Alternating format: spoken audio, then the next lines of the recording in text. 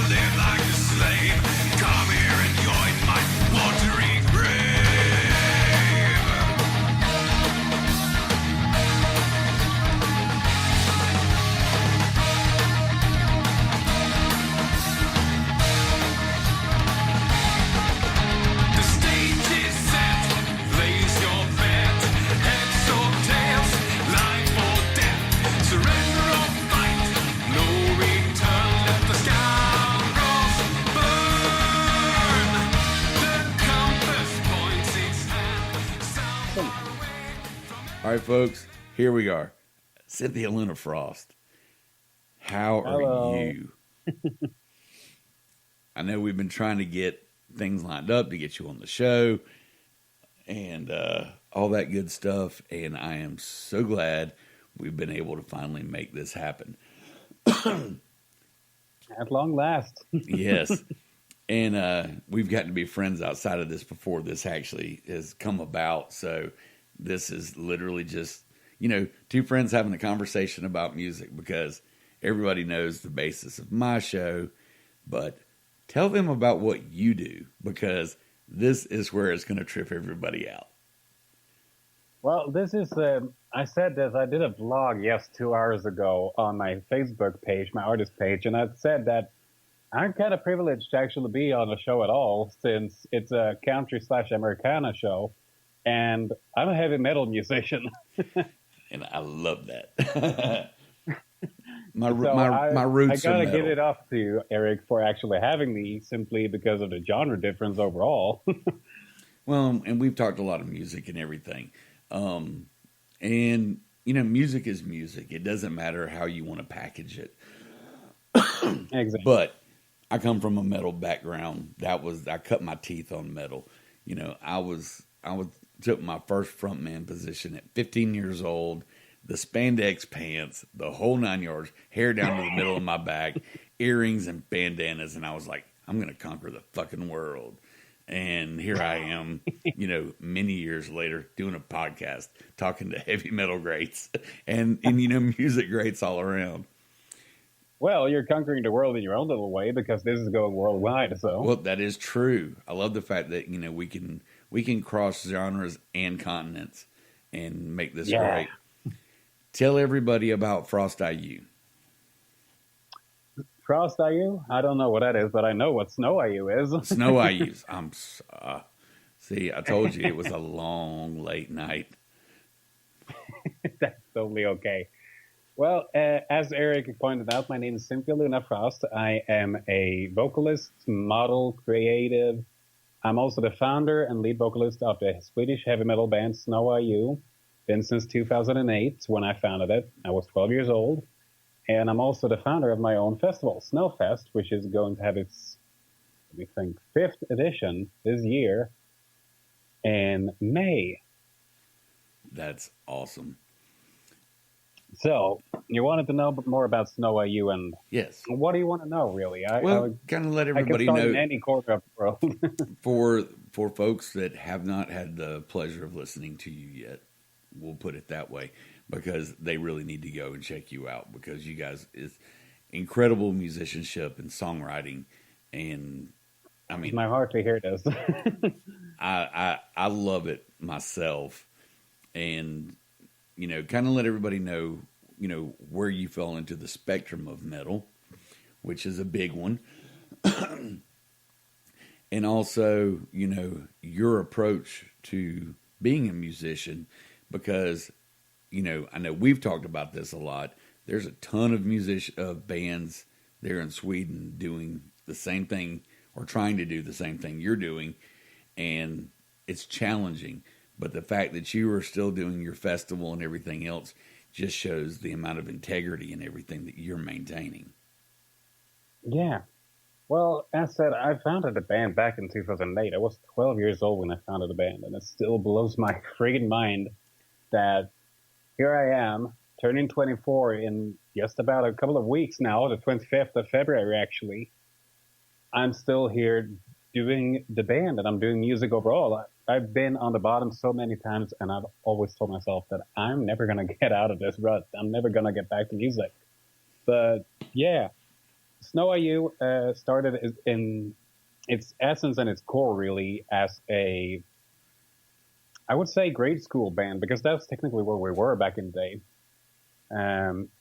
A grade school band with 4 kids sitting down in a rundown school building, rehearsing some Metallica / I think Guns N' Roses was on the set as well, but yeah, like the old classics and everything. And even back then, I still had the metal style and attitude and everything, clothing wise and look wise and all that, but the rest of the band didn't. So it was jeans and t-shirt, and I provided them with like studs and chains and stuff just to make them stick out a little bit more. But it didn't turn out in the way we wanted it, and especially not the way I wanted it, because whenever I remember very vividly how the first lineup of the band really split apart, and it was because I went over to Thailand for 3 or 4 weeks during one of the school terms, and when I came back, they told me, well, screw you, we're going off with the band ourselves.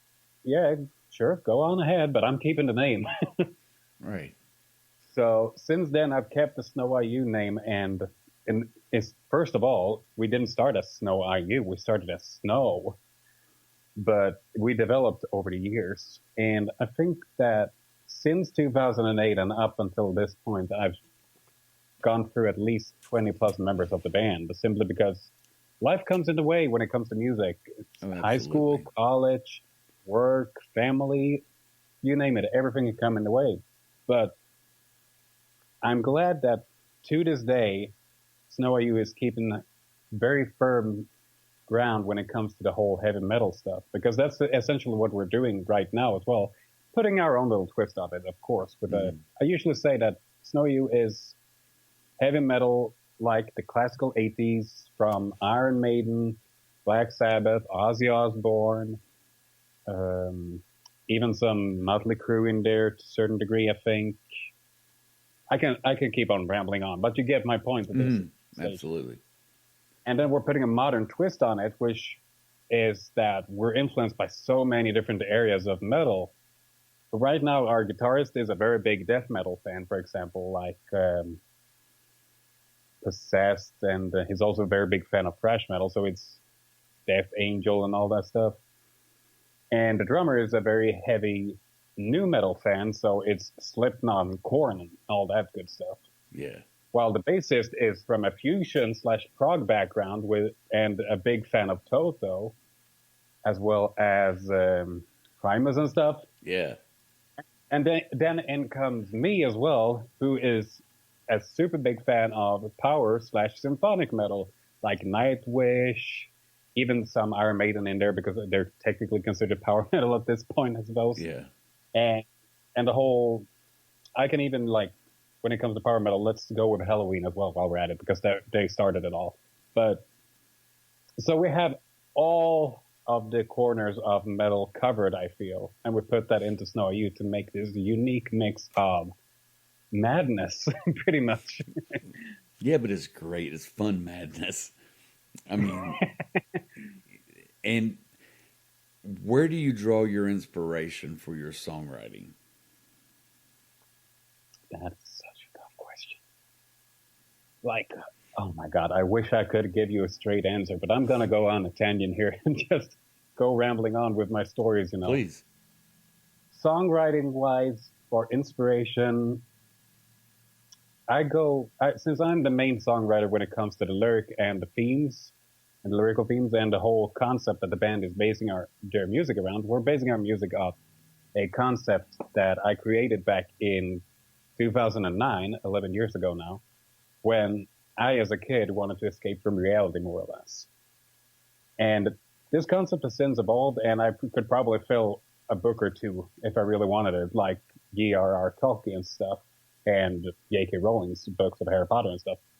At this point, if I really wanted to, and I really put my mind to it, but I'm not there just yet mentally and ready for that step, because that's a big step. Yeah. But songwriting-wise, we're essentially going off of the themes that I have in mind for the concept that are in the story, and we're picking out the best bits of the whole story. So far, we have a couple of songs. I mean, essentially the whole thing will start, or won't start, I don't know, we'll see. But one of the songs that are in the beginning of the concept itself is called Lone Wolf, and that is the introduction of the main character and a little bit about the backstory of the main character. And then during the story's transitioning process and the whole from zero to hero, it's the basic kind of thing, you know, but I'm putting my own twist to it, so it's unique still. We get to follow this character as he develops as a person, as he looks back to his past and reflects on his previous transgressions and how he can learn from the past to overcome obstacles in the future, more or less, with creative thinking and very liberal use of metaphors. Absolutely. But songwriting-wise, I can go on a little bit about, in detail, how I wrote a song called Pirates Night, which is our crowd favorite. It is a great song. That is a fucking rocker for sure. Well, the thing was with Pirates Night, to start off, I was not setting out to write a pirate song when I was writing that song. I was sitting at home in my parents' house, in my bedroom, and I'm listening to a band called Running Wild, a very big pirate metal band from Germany. And I have a playlist, I still have a playlist on my Spotify called Their Best Songs that I picked out myself. And a song comes on by them on this playlist while I'm sitting, going around Facebook or something. I can't remember the exact details. And I'm like, this is good stuff. Okay. I'm going to put this song in a playlist and put it on repeat for a while. 6 hours later, I'm hell-bent on writing a song about pirates. That's awesome. So after sitting there 6 hours and coming to terms with, I'm going to write a song about pirates, I'm sitting there thinking, wait, I have no idea how I'm going to write a song about pirates. Like every songwriter is coming to that point, like, I have no idea what I'm going to do with this concept. Yeah, it's like... So I'm sitting there storyboarding it out on Post-it notes, bit by bit, like, okay, this and this and this and that's going to... that's... going nuts with it. And all of a sudden I'm like, okay, this could work as a story. How do I put this into words? Okay, starting that and then I realized, oh, I'm taking inspiration from movies with this stuff. I'm taking inspirations from documentaries, from history. All of a sudden, all these doors open up for me. And 2 hours later, after finishing the draft for the lyric, thinking up a somewhat clever and catchy hook and melody, I sat there with a semi-completed version of the song with a very strong riff and very recognizable hook to it. And after I took it to the band and they put the rest of the music onto it, it was like, yeah, this is gonna be a hit. And so far, as said, it's a crowd pleaser and the best song that we can perform live as well, because we've developed our stage show in 2018 to fit the concept of Pirates Night with props and stuff. I like the fact that your storytelling literally follows one person's progression. because, Yeah. I mean, I'm a huge fan of songwriters and artists that can, they tell it's a different story each song, but you have nuances or a character that carries over into multiple ones. And, not everyone can do that because, or well, not everybody can write songs for one. Most people, they count on so many other songwriters to do it for them. But with me working with all the independent artists that I work with, that they don't have got people writing songs for them. They don't have a whole team of people over there writing songs saying, here, this is going to be your next hit, and all you have to do is get up, sing it, and record it. But I love the integrity that is maintained by independent artists like yourself and that storytelling capability to carry that along, because it really, you get a more enriching experience from listening to that being told throughout, an album. And you take more of a vested interest in that band because they're able to, lyrically, they're painting you a picture. And like I said, it's like, you're reading Tolkien or, somebody along those veins that, this whole, canvas is being spread out before you. And by hearing the music and the lyrics, it's like that movie's playing up while it's going. And it's just, the music is just a soundtrack to this movie type thing. Your word in there just blows me away, because you're pretty much saying it in the same way that I would say it, with the whole painting a canvas and the movies playing. Yeah, I like it. You kind of got it all nailed down there. Well, see, I've gotten to know you and your music, and that's what I think so many people don't. They will not take the chance to go hear a band they've never heard before, or to step outside of their own genre to hear something else. That, I mean, don't get me wrong. There's a lot of people that they still love metal, but they're doing, Americana or country. But I can't tell you how many guys, their roots are in hard rock and metal, but they know that, this genre is really growing, and, they can still have their heart and soul. Like, I mean, I came up a metal guy, and here I am. I think that's what, that's what ties us all together is the whole music thing and the appreciation of it.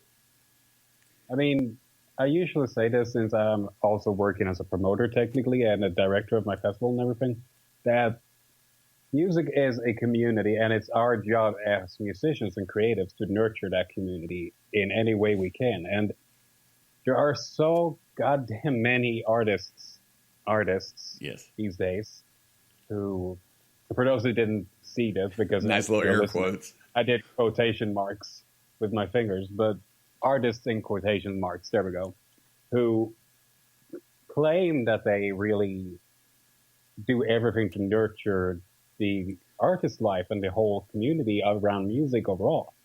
Yet they go onto Facebook and they trash talk other musicians, other bands, and they claim that they're better and do everything to undermine the competition in every sense of the word. And it just drives me up a goddamn wall, because we're in this together. The music industry is one of the hardest industries in the world to get into, besides for sports. Sports and music, those are the hardest ones. Yes. And we're fighting between genre borders, beyond borders of genres. We're even fighting a civil war within genres. We're even fighting, even local bands are fighting. I mean, over here in Sweden, we're fighting about gig slots because there are few venues, way too many bands. So it's undercutting. Oh, can you pay for this gig? Yeah, we'll pay this much. Okay, we'll pay even more. And essentially you're paying to play because it's not worth going there anymore. Wow.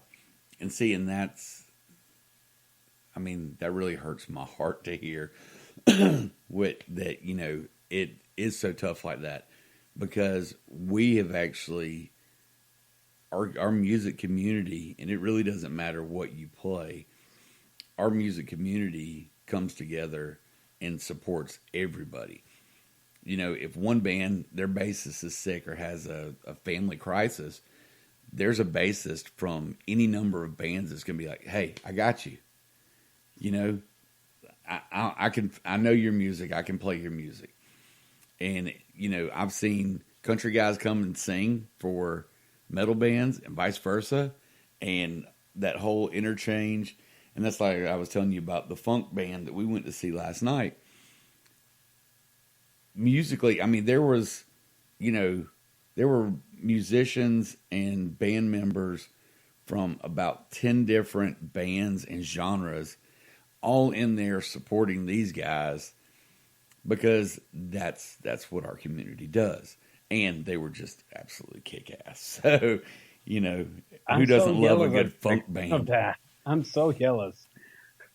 You need to come to the States. If only we had a fraction of that over here. I mean, wow. Like, over here, it's become a meme these days on the internet and everything where you see this, like, I can't even describe it because it's so silly, but you go to a gig and you play a show and all of the bands are sitting backstage in their own close-knit circle and you have to force your way into it, talking to them. And when you do it, it's like, who are you? Why are you talking to me? Like, yeah. I'm a musician. I'm also on the bill. Hello, nice to meet you. Get away. We're here to play, and then we load out our gear, and then we go home. End of story. Like, how are you supposed to build a network among your musicians when this happens? Yeah, everybody's supposed to sit around backstage drinking together and, you know, having a good time and, you know, sharing stories of the road because that's what helps build the community is those stories of shows and, you know, there were successes or shows that absolutely blew up in your face. But looking back in retrospect, you can laugh about it now. But just because of sheerly how ridiculous it was at that moment. Yeah, I've had shows where that has actually happened, where I've actually been able to sit down with the bands afterwards and just enjoy a drink and share memories and learn stuff from them because they were my elders or something like that. You know, I was still very young back in the day. But it surprises me because I'm going to be honest now. Those times I've managed to do that are the times where I've actually not been performing the gig myself. I've been actually working backstage. So it's been, okay, you're working here. Why are you talking to us? Oh, so you're also in a band. Okay, then we'll talk with you. It's not that I've been on the same bill because then it's like, screw you, get away. So I don't know if it's the mentality that since you're competing technically, or if it's just because all of a sudden you're working backstage and you have to be nice to the people working there in order to get back there. Yeah. Well, I mean, what are the challenges you find as a festival promoter? Oh, wow. First of all, getting people outdoors to a festival is the biggest challenge, I would say, since my hometown is pretty dead when it comes to the music scene. The venues have closed down, most of them anyways. We have, let me think now, 2 or 3 venues tops remaining from what we've had big town festivals. We've had a whole tribute festival a couple of years back that has since moved. We've had a very big festival, one of Sweden's biggest festivals down here back in the day. It's been 10 plus years since they closed doors. And several other people who have actually tried to put on similar festivals, but also closed down because it hasn't worked out. And much of that is because people aren't coming out. And I'm still thinking, how do I lure people in? What can I use as bait to get them to come out? Because the biggest excuse over here is the weather might be bad. Yeah, but you're gonna be in an indoors festival. Yeah, but I gotta get there as well, you know. The weather might be bad. Might be a storm coming. Yeah, but are you not accustomed to the storms on your day-to-day life? Well, I'm accustomed to what I call shit shows, if that's similar. Yeah, well, but storms, have that. Not so much. We've actually been kind of clean from storms the last couple of months. So we've actually got a storm warning today, but other than that, it's been almost half a year since last I've heard about it. Oh, wow. See, now, literally 4 days ago, it was 70 degrees. We were wearing shorts and t-shirts. It snowed yesterday. It snowed yesterday. And, we have that kind of, I keep saying Mother Nature is a bipolar bitch. That she can't make her mind up. And she hates everyone. But, yeah, that's just me. Storms are, weather is not an excuse not to go out and support a band as far as I'm concerned. No, and heck, Especially if you're going to be inside. I personally have been out working festivals. I worked festivals in 2018, both in Copenhagen, just over the bridge over here, the Öresund Bridge in Sweden, crossing over to Denmark, and also at Cynthia Luna in Hildesheim, Germany, at the Hildesheim airstrip. We had, 40 degrees Celsius? I don't know. That should be about 100, 105 something Fahrenheit over there. Mm-hmm. Like, we were sweating and we were drowning in it, but we were still working our asses off, and people were still showing up because they were there to support the bands. Come to Sweden, it's that hot. I think I'm just going to lay down in the tent and have a beer or two, It's so different. So, as a festival promoter, getting people to the show is the hardest one. But one thing that is also pretty hard, honestly, that I don't see many people actually have a gripe about, but I'm going to put it out there anyways, as an independent promoter, is finding bands/artists who are serious enough to want to take the music to another step up. Especially since Snowfest is essentially a local festival that I started for the local music life and the local community and local culture mainly. I bring in many local bands, but I kind of feel like I've exhausted a lot of the bands because, sure, I've taken them in a year, and then I'm thinking like, okay, can I bring them in this year? And they haven't developed at all. They haven't evolved. They haven't brought anything new to the table for the next festival. And neither have they for the next and not the next.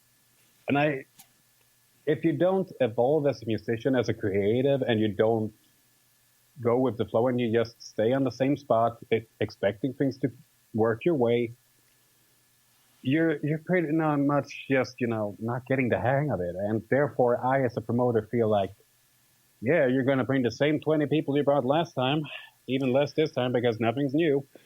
And I mean, so in other words, you're dealing with a lot of people that are getting complacent and in their musicianship. They're not, and I'm sure they want to develop and evolve and all that stuff, but it's just that something is hindering them from taking that first step. They're thinking about it. What if we change our sound a little bit? Or what if we do that? That might cost us a lot of fans. Or they're just doing it because it's a hobby. And I respect you if you want to do it as a hobby. I don't have any gripes or anything against musicians who want to be what I call bedroom musicians, hobby musicians, or if you want to be a superstar like Rammstein and the Meshuggah and Disturbed and all that stuff. I don't mind that at all. I have respect for every single musician as long as you show me respect as a musician as well. But when I'm booking bands, this year I've been very hard on the bands that I book just because I want to see people who are hungry for the next big thing. I want to see people who can get a message. I need this from you. I need a bio. I need a press kit. I need pictures. I need a logo. And I need all the band info that you can give me pronto. And if you can't bring me that within a week, how can I even tell that you are interested in actually getting the gig? And it's not just, well, we'll take this one because it's fun. Yeah. You gotta show interest in actually getting the gig. And therefore, whenever you get since Snowfest also is me reaching out to bands and actually pulling them in, I've had a lot of applications. But I haven't done that in the past, letting bands apply. This year's the first time, and I've still worked the same way as the past years, where I've taken the bands that I have picked myself. Mm-hmm. But if you can't bring this stuff during the first day, the first 24 hours, I'm not going to book you. Well, you're not prepared. No, not even if you're like the best band in the world and you're playing the best song in the world. That's tribute for you, by the way. Yeah. But I don't see how am I to take you seriously when you can't take my work seriously? Yeah. Pretty much is what it goes down to. Because it feels like, I don't know, not wasting my time necessarily because that's a harsh term to use, but that's technically what you're doing at that point. Well, and I think so many artists lack the confidence in their own creative side that they don't realize that this is a business as well. And if you can't come up with at least an electronic press kit in a week, you're not even believing in yourself, because every band, just like my show, doing podcasts, you've got to have photos, you've got to have logos, you've got to have a description of what you do, you've got to have a sample of what you do, you've got to have something to help make you stand out amongst the crowd. And that's something I can talk on for hours with you. I can actually talk about that now, if you don't mind, with the whole stand out from the crowd, because that's technically what I've mastered at this point, I feel. Like, I usually say this. I had a discussion on a metal forum for Swedish musicians and mainly Swedish metalheads, but also for musicians overall, just a couple of days ago, where they were like, yeah, I'm releasing a new album. How do I get it in front of as many ears as possible? And how do I spice up my live show at the same time? In the same question. And I was thinking to myself, like, okay, this is what you can do. And I kind of figured it out myself. And I told them, I got the boot from that group immediately because I thought way too different. And my reasoning was, we are creatives, right? We create music, we create art. We see, I usually say that it's the nature of man to question and it's the nature of the artist to answer, which is really good. And that's what we're doing. We're answering the questions that mankind themselves can't answer. So since we're already creating these wonderful things that we create, what stops for us from being creative in other fields? Why can't we be creative with our stage show, for example, instead of, let's do the old jeans and t-shirts with 5 dudes with a Metallica shirt who says, I saw Metallica back in '84, How about we instead spice things up, that with the outfits that we're wearing, it's a coherency. Everyone is wearing something that is similar, but also different that you can connect with. Oh, that guy is wearing a tuxedo? Well, that guy is wearing a tuxedo, but he has a blue ribbon. Well, that guy's wearing a tuxedo, but he's got a white ribbon. He's the leather tuxedo. Yeah, but you get my point. Everything, absolutely. Just get a coherency with it, and then with the live show, let's make it bigger. Oh, we don't have a light show. How do we do that? We program our own lights. How do we do that? We learn. We're creatives. We learn and adapt. And with the logos and everything, yeah, well, just use the regular font that we found online and just change the color and put some bevel and emboss on it or something. Well, and you've always got to put, some kind of devil symbol or whatever. And here we go. We are now a metal band. The death metal bands for that. Jesus Christ, these logos are getting out of control with these death metal band logos, because you can't tell one logo from the other these days unless they have something really extreme. And I know a few bands who have really gotten that formula down, but you can still read the text. And when you're sitting there like on a poster, how am I supposed to read it? It's unique. Don't get me wrong. It's very unique and creative, but you can appreciate the artistic side. But if you can't discern the message, they failed. Yeah, exactly. And it's also like, if you can't discern the message and you can't actually understand, okay, what is the reason for choosing this type of logo? Why did you choose it? What is the symbolism behind it, if there's any? What is the message behind it? That way, you got to have a story with everything you do, is technically what I'm saying, because if you have a logo, why did you pick the logo? I can tell you about the Snow IU logo. I picked the Snow IU logo for a reason. I wanted sharp letters because I did the initial logo on a wood carving. I put that up on my Facebook page, my artist page, where it was a wood carving that I did straight lines. And I thought, okay, this looks good. This looks metal. And then I took it to, what would it be? My uncle's wife. I don't know what, that's how I can translate that better. But she drew an initial sketch of it and she added a snowflake. And I'm like, yeah, the snowflake will work nicely since it's snow and everything. And we tied that together. Okay, that's amazing. Super good. Why did I choose the snowflake now again? Okay, it's because of that. And then I found out, oh, well, the snowflake has kind of attracted me now. So that's my main symbol. I love the snowflake now. I'm even got a belly button piercing and earrings with snowflakes because the snowflake means something to me in the fact that something so small and minuscule can hold such great beauty. And I think that's a very good, like, metaphor for humans themselves, because in every small bit of humanity that we have, there's something beautiful that we gotta use and utilize. Well, and then going back to the snowflake thing, no two are alike. They're all different. Exactly. And, you know, I think more people need to celebrate their diversity instead of being so closed-minded and closed off on, you know, society as a whole. Because somebody's different, well, I should hate them. Or, you know, they pray to a different God, I should hate them. You know, they love somebody that I don't, you know, they love somebody of the same sex, I should hate them. It's bullshit. Break down barriers is what I say. I mean, look at me. I'm the perfect example of it. Once again, I break the norm in every single way I can. I'm a transgender vocalist. I'm singing metal, and I refuse to change my voice to fit what I identify with. I identify as female, for those of you who don't know, since you can't see what Eric is seeing on the camera right now. I'm a transgender vocalist. I came out in 2019 as transgender. And I told myself and all my followers who are loyal to me, and I can't believe that they are, because I kind of see myself as a mad woman at times, but I really appreciate all their support and love that I get from them, that I'm not changing my voice just because I'm transitioning. I'm keeping that because it gives me something that is unique, something different. It sets because you apart.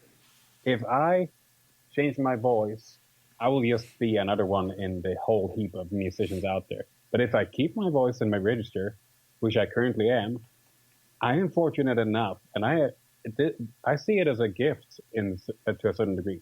I can sing both male registers and female registers.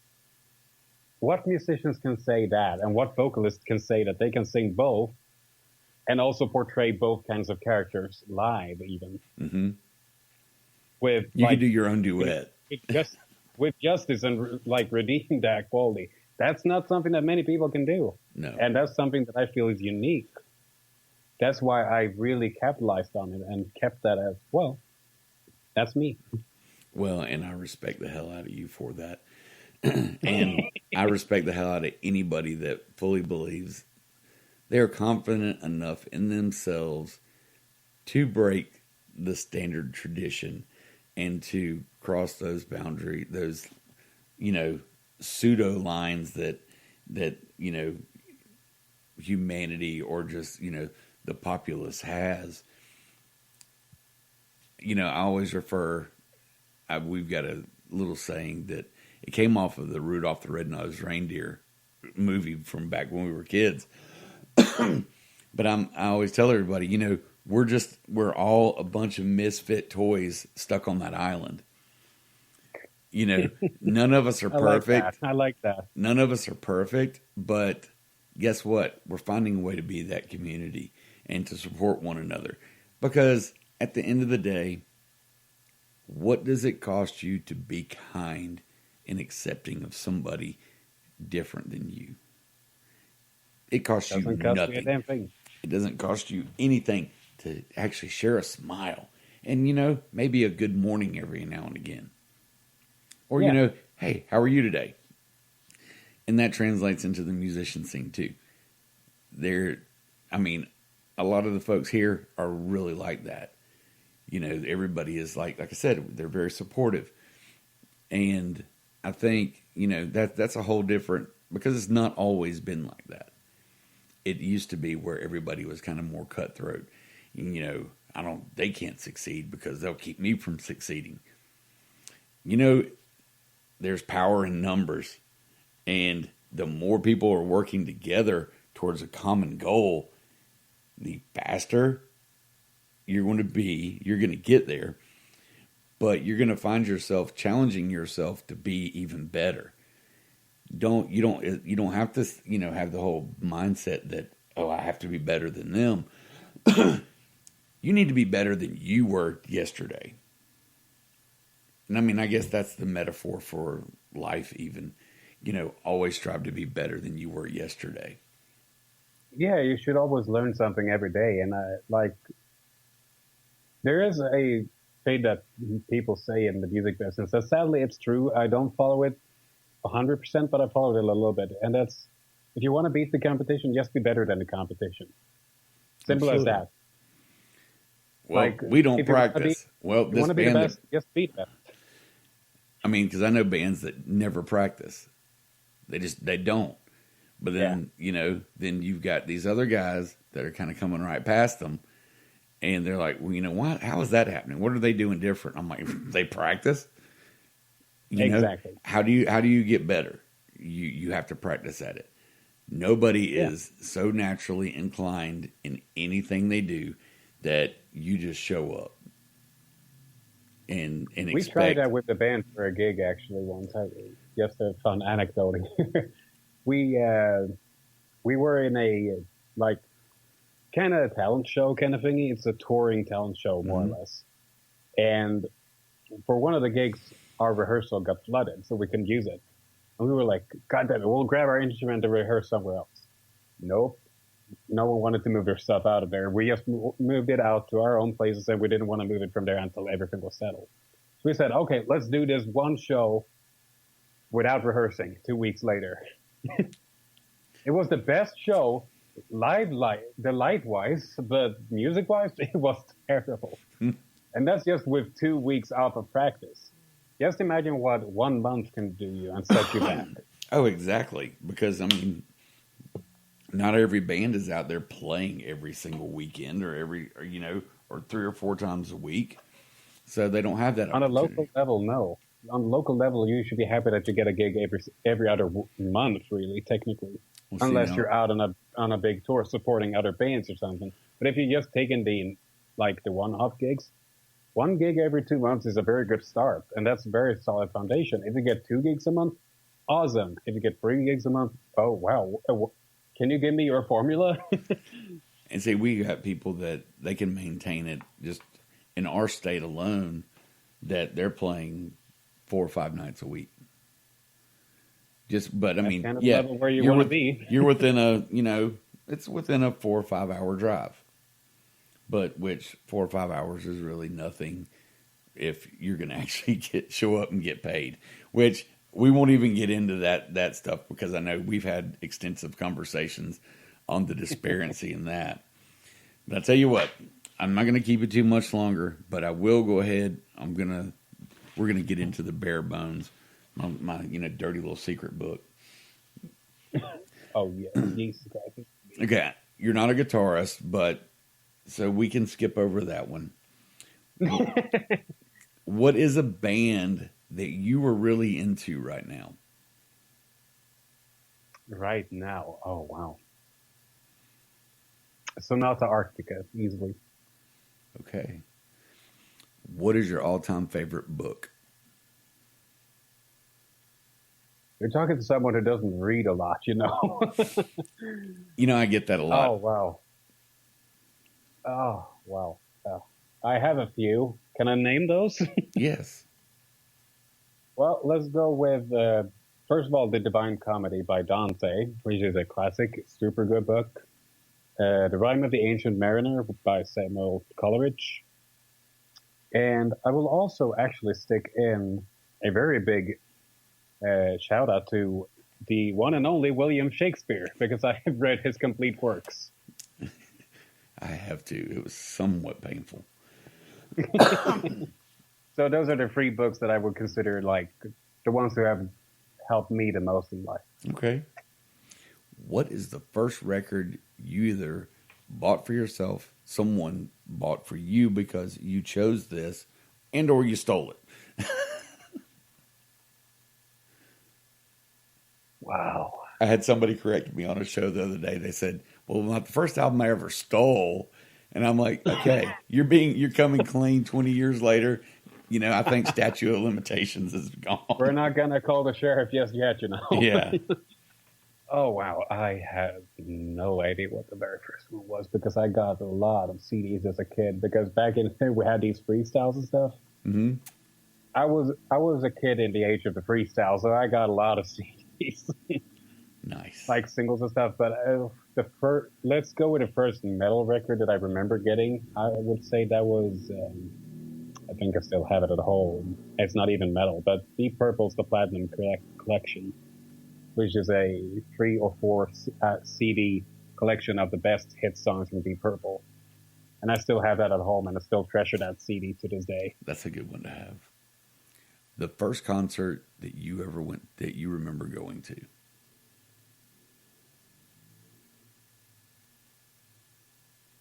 I went to a lot of concerts as a kid as well.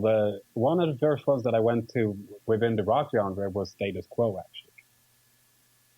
And the first one I went to alone on a festival was at age 15, and that was the Finnish band Oz, O-Z, for you who want to spell it out. Okay. Star Wars or Star Trek? Can I say neither? Because I absolutely loathe both of them. I am not a Star Trek fan, and I absolutely despise Star Wars. See, now we found a point we can disagree on. I don't know. I think it's the whole futuristic thing. I like Cyberpunk and all that, and I like Tron and all those movies, but it's just way too much outer space for me. I'm more fantasy, you know, the classical medieval hero. No. I love that stuff too. Okay, I have a 2-part question for you. Hit me. What is your jam song? You've heard it 1,000 times, but the volume always goes up, and you're just going to dance and sing your heart out. Now, on the converse of that, what is your guilty pleasure song?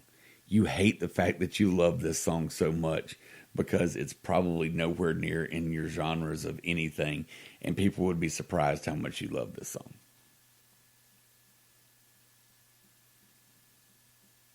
Caught me red-handed here, didn't you?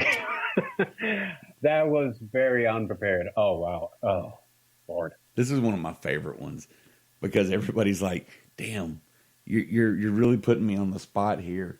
And then, yeah, but then I've had other guys me in a bad spot here. I gotta admit, wow. I've had other folks that come on and they just boom. They're like, okay, this is my jam song.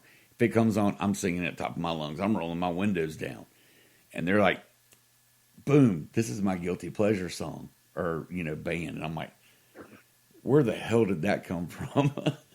This is bad. I can't figure anything out because I have so many songs that are my jam songs. Oh wow! Well, you could name a couple. Well, let's see here. If I can't even figure some of them out because you really got me red-handed here. I gotta admit. Oh, I would say "Dance of Death" by Iron Maiden is a very good jam song. Whenever it comes on, I go absolutely nuts with it. Yes. It's doing the horns over here, the metal horns. Absolutely. I'm a lifelong Iron Maiden fan. Iron Maiden was the first. That started it for me. Iron Maiden was the very first song I ever sang on stage as a front man. And it was Run to the Hills. Well, we can disagree on that one if we want to, because that's one of their lesser good songs, in my opinion. No, I realize that.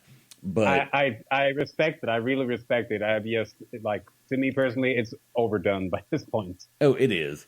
But, in 1985, yeah. That was back in 85. I can certainly agree to that. So, yeah, I can see it. Yeah, and I mean, because that was the first song I ever sang out in public like that. It's always going to have a soft spot for me. Yeah, of course. And now, I totally get that. Their whole catalog. I mean, come on. If you're not a Maiden fan, something's wrong with you. Yes, They do I'm have throwing some something stinkers in the negative out there catalog, now. though, I gotta admit. Yeah, I mean the dual guitars and everything. Oh, I mean it sings to you. It does. Oh, Okay, your guilty guilty pleasure. pleasure song or band, Or band. Oh, and don't say ABBA. fun fact: my mom is a big ABBA fan. I grew up with ABBA and Mamma Mia and stuff, so I've got friends that love it, and they I don't. surprise me. I don't. They've I surprised me when they say that's my guilty pleasure. I love ABBA. That's when you go like, "You're not my friend anymore." I don't know when No, people but find out seriously, one of guilty my pleasure. when people find out one of my guilty pleasure go tos, they all look at me like, "What?" And I'm like, "I love Britney Spears. Can't help it." Britney Spears is a good artist, though. She has some good tunes, but it's not a guilty pleasure. I am open about that. I'm open about that. Same with Lady Gaga and even Katy Perry. Like, they have some really good tunes and they're Lady really Gaga's good artists. incredible. She's an incredible So artist. that's not something I'm guilty pleasuring. Guilty pleasure. Jesus Christ. It's so hard for me to say because I'm open about most of this stuff, but let's think. Let's think real quick. This is gonna sound super fucking silly. Do it. Oh Lord. I'll actually say where I heard the song the first time as well. I was sitting at home playing Rock Band 2 of all games on my Xbox 360, and I saw that you can download this song by this artist. I'm not saying it yet from the store, and I was like, I'm gonna play this one. I'm gonna see how it is. Since then, that friggin' song is stuck with me, and I'm still jamming out to it, even though it's so bad. It's actually a song from Nickelodeon called Headphones On by Miranda Cosgrove. The chorus still sticks with me. I'm like, yeah, this is amazing. And I'm like, no one is ever going to find out. But now Oh the my cat's out of God. the bag. Oh my God. Cynthia, I love it. That is I have a okay. very broad music taste, and that is a very good testament, yes, to how crazy I am. Well, I think you reached a whole new level of bringing something totally different to that answer. That you've set a new bar, and I thank you for that. Burly heavy metal / goth musician over here listening to Nickelodeon songs. Right? Okay, a person living or dead that you would love to have take the stage with. Most artists in my life. Like, oh wow, oh. Here's the thing with me, and this is a fun analogy. I'm actually, when I'm sleeping, sometimes I'm having dreams about me standing on stage with like celebrities, artists, and things, and I'm singing these amazing songs that I can't remember when I wake up, and I'm like, if I only could remember this, I would be famous tomorrow. Right. And it's songs that no one has ever heard or no one will ever hear. And I'm like, God damn it, I should have remembered that. True. But a person who's shown up a lot in my dreams is actually Bruce Dickinson from Iron Maiden. And I would also actually toss in Tony Cocker from Sonata Arctica. And heck, I will actually even toss in Clementine Delany from Visions of Atlantis, because that would be a very good quartet of amazing singers with different ranges. Yeah, that would be. I mean, you and Dickinson alone would be like, oh, the metal gods align just to make this happen once. I was thinking that you would call me a metal god, but sure thing. You were establishing yourself, or metal goddess. Let me rephrase that in a proper way. Okay, I'll take it. I'm honored that you say that, because I don't. Here's the thing: I don't think an artist will ever see their own progress and their own work as other people do, and I'm still in that stage where I'm like, I'm a nobody. But then I remember, I'm still having a following, but I'm still a nobody. What is this paradox? What timeline have I broken? and nobodies don't have music festivals. I usually say to myself, anybody can do what I'm doing, but then again, why aren't everybody doing it then? And I'm going to hit pause on these questions for just a second because Mike Peacock is the man that actually I first heard your interview with him, and he made this happen for us. And Mike is a huge supporter, and just what an incredible guy, and he's doing such good work. And I've thanked him like 10 times. I'm like, man, you've introduced me to Cynthia, and we talk all the time. I consider her a great friend making me now. blush over here. God damn it, I'm gonna tear up. But it's because Mike believes in you too. So, which now we can go into a good transition. Yeah, like, Mike, God damn it. I know he supports me, and I know that all that because I talked to him as well, and I've thanked him several times because of introducing me to you and everything, and yeah, wow. Yes, big shout out to Mike Peacock and Misery Point Radio. Yes. Cheers to that. Absolutely. Okay, what is your life mantra? I have 3 of them. You want to hear them? Sure. Well, number 1 is that problems arise in order to be solved. That's one of my mantras that I really like. Because if there's a problem, you should solve it. You should always strive to solve every problem. And if one arises, well, there's always a solution. You've gotten through everything up until that point. What means that you couldn't get through that point as well? That's really Second good. one would be one that we found out in the band, actually, that is kind of funny. It's not that we found it out, it's just that I came up with it with the band back in 2015, and that is like, we had a problem writing songs back in the day, and I was like, well, just take a dump on the floor and toss it on the wall, and good shit sticks on the wall. That's good shit. See, that's very much like the Italian saying, that's how do you know spaghetti's done? When you throw it against the wall and it sticks. So, it's another version of the old Italian saying. Yeah, it's just take a dump on the floor, throw it on the wall, whatever sticks is good shit. And then the last one is like, this is actually a mantra that I took from Salvador Dali, the famous surrealist painter, and that is that a madman thinks that he is sane, but I know that I am a madman, and therefore I know that I am insane. Love it. Okay, besides your band, who is a band people should be checking out and learning about right now? Oh, wow, that's a tough one. Is it bad that I say myself, considering I have several other projects lined up as well? No. There's several people that they're adamant that... I feel that's a diva move. So let's say that you should check out me, because I have a lot of stuff lined up that are super interesting coming up.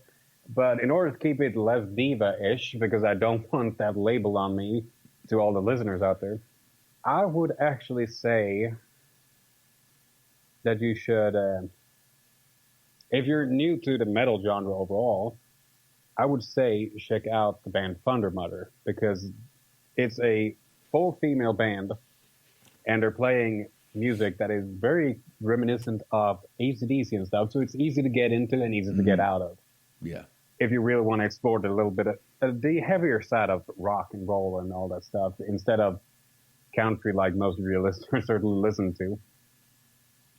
That are diving into the drop D and E, and that, it's got, if you can't feel it down into your toes vibrating, then you're not hitting the right notes yet.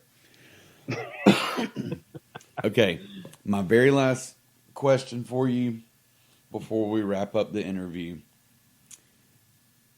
If you had a spirit animal, what would it be and why?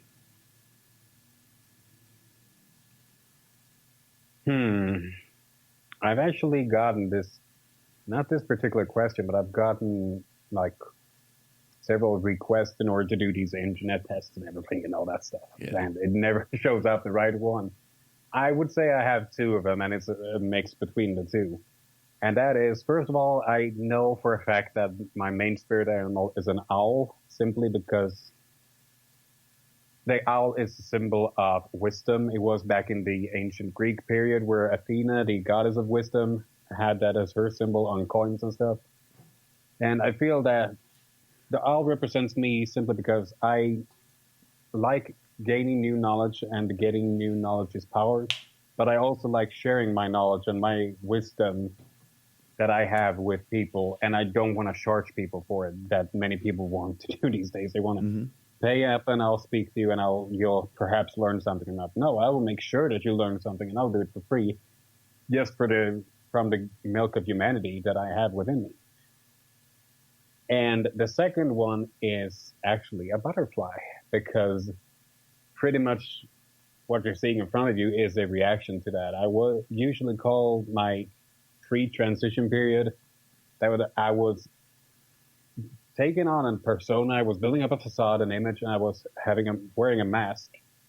But it's also an analogy that I was also a moth waiting to become a butterfly. And whenever I came out, the butterfly came out of its cocoon, and it's now roaming free.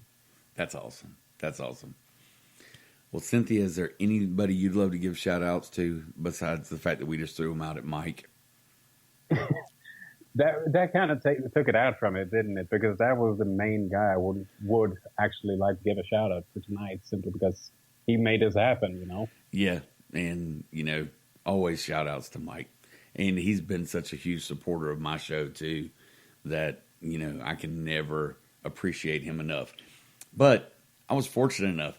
I actually did an interview with him for a online music magazine that I am a contributor for. So I'm getting to help spread the word about Mike Peacock as well. So that is an awesome thing. That's awesome. You got to give me the link to that second. I will, absolutely. Cynthia Luna Frost, my friend, thank you so much for coming on the show. And, we just blew through an hour without even blinking. So, this was great, and I'm really glad we were able to make this happen. And see, folks, we are a prime example that you can take people from different genres and different continents, and guess what? You can be friends and have a conversation. So, like I always end this show out, go out, people, support your local music. Be kind to one another, and I will see you next week.